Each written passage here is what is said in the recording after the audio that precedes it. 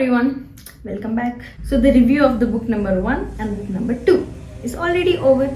So here it is, the review of the third book of the series, The Oath of Vayuputras. So first I'll remind you that this book, The Oath of Vayuputras, is a sequel of the second book, that is The Secret of Nagas. So in the second part, Shiva was traveling in the southern part of India, which is Panchvati, and all the nearby regions of Panchvati. So the purpose of Shiva's life was to find evil.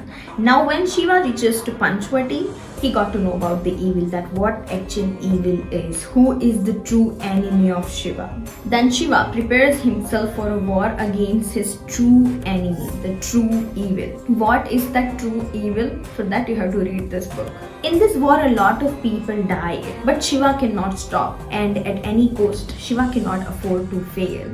Because everyone was thinking Shiva as a god Nilkantha, and everyone knows that God cannot fail. Now Shiva is having a huge responsibility on his shoulder that he cannot fail at any cost. Even if a lot of people dies, even if his own people can die, Shiva was desperate to win this war. So he is traveling to Pariha, the land of fairy. That land is actually not inside the India. That land is outside of India. So he is now traveling to Pariha to ask for help. Now this land, this Pariha, actually the people who live inside the city is known as Vayuputras. So the war which was going on between the evil and the good. If Shiva wants to win this war, he needs that help, that particular help that he needs from Vayuputras. If Vayuputras are not helping him, that Shiva cannot win. So what is that help? Will Vayuputra help or not? Will Shiva win or not? This is the entire book. My review.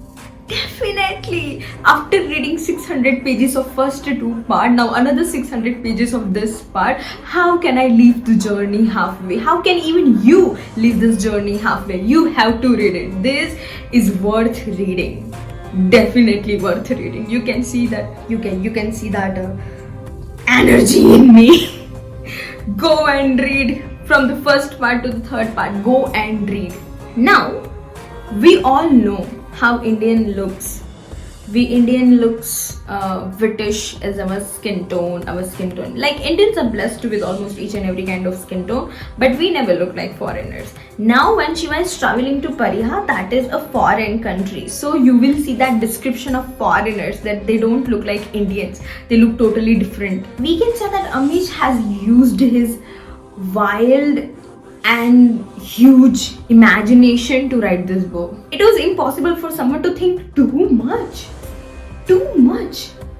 You see, like in the first book, Shiva was traveling to the neighbor city, that was Swadvi. Then Shiva is traveling to the southern part of India in the second part, that is the Nagas, Panchvati. Now in the third part, Shiva is traveling in the foreign country. So this journey is too long, this journey is so good. So particularly what you will gain if you read the third part is first, life lessons. Definitely you will learn a lot of life lessons.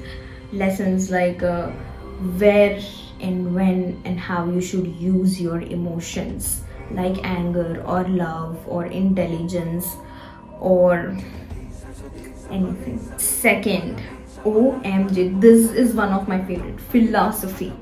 In this book, you will learn very different and unique philosophies about your life that can definitely change your viewpoint towards your life, like the philosophy about the nature, the universe, actually what is good and evil. We always be confused about in our life that what is good and what is not good, what is bad, what is evil. In your entire life you'll never be able to differentiate between good and evil, because these two things are very complicated than you can even imagine. In this book they have properly described what is good and evil. It is not about the one who is it is not about the one who is emotional, ones who don't know how to guide their emotions, or it is not about Mahabharata, or it is not about Kauravas. It is not about why Ravan was evil.